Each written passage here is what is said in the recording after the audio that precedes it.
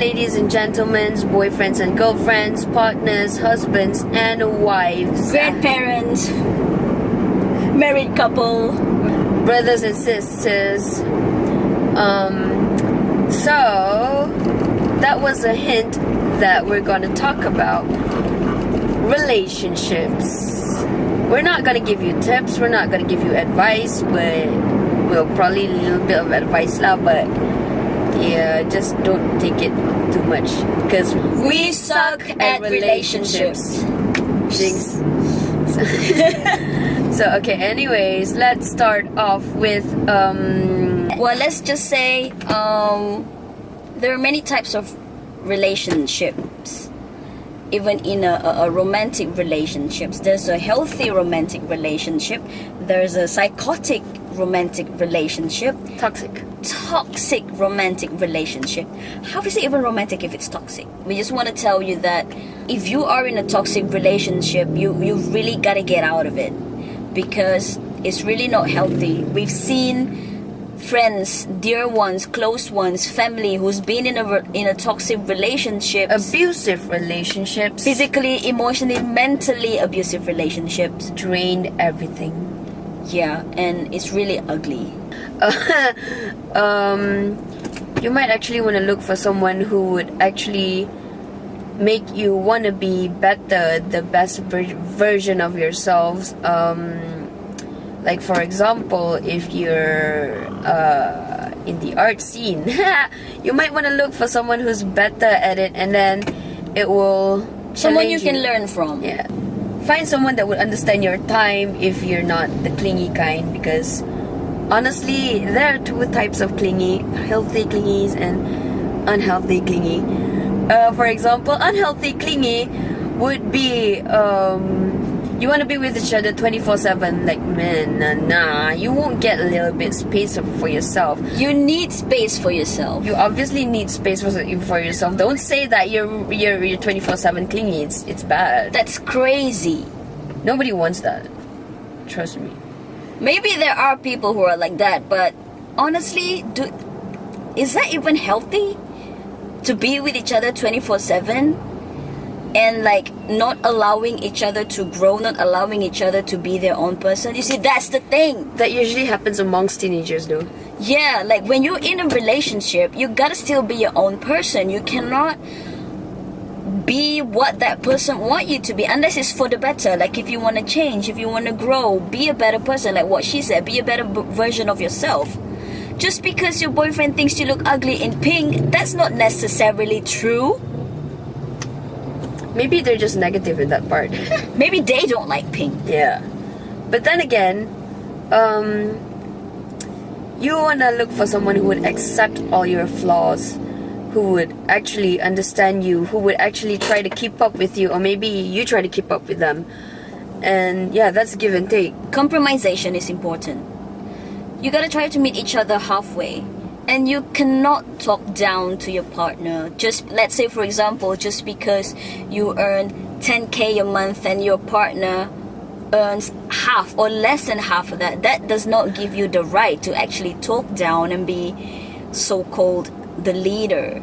If you really wanna spend your life together, I mean, you guys should be able to work things out. Okay, for example, clingy, that won't get you anywhere.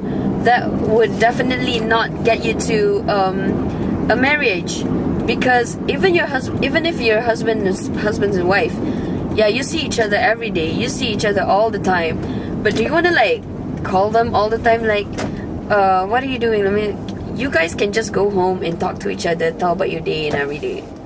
Honestly, a healthy relationship is where you allow each other to grow, you allow each other to experience the best of things.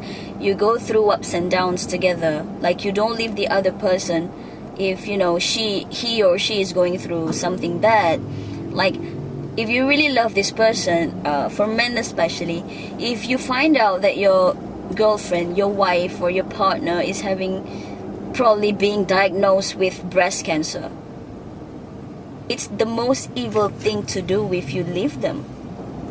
You know, it's different if they push you away. that's a different story. But still, pushing people away means that person actually needs help. So you gotta figure out how to help that person, you know? Just look for the person where at the end of the day you just want to tell them happy news, you just want to tell them what happened to you. At the end of the day, you just want to talk to that one person. You gotta be patient as well. Like, you don't snap at the littlest thing. You don't, just control yourself sometimes. It's good that you can express. It's good that you're open. It's good that you can just, you know, that means you trust that person. But you really gotta know how to control it as well, because you don't want to drain the other person. You don't want that person to leave you.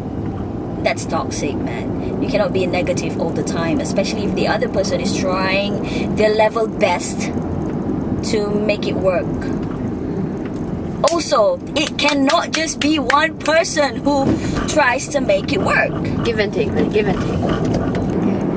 Also, Wait, you gotta step out of a toxic relationship. If you are in one, you really gotta step out of it.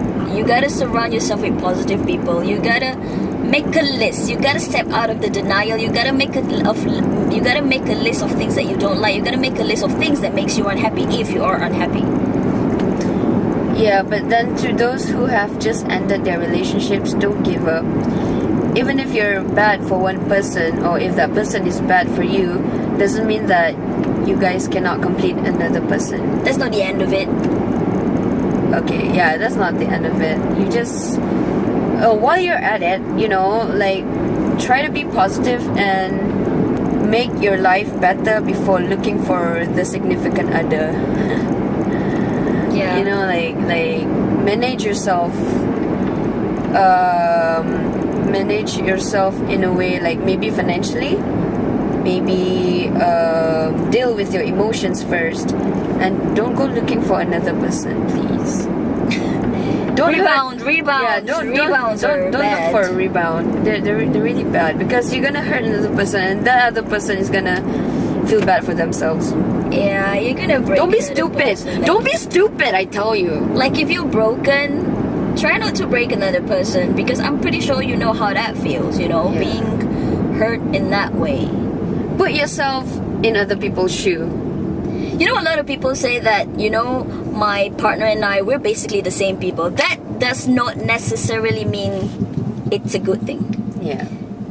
When you say you're the same people, that means if you're a negative person, then that means you're also with a negative person. And then, like, how is that even good for you, you know? It doesn't make sense. It doesn't make sense.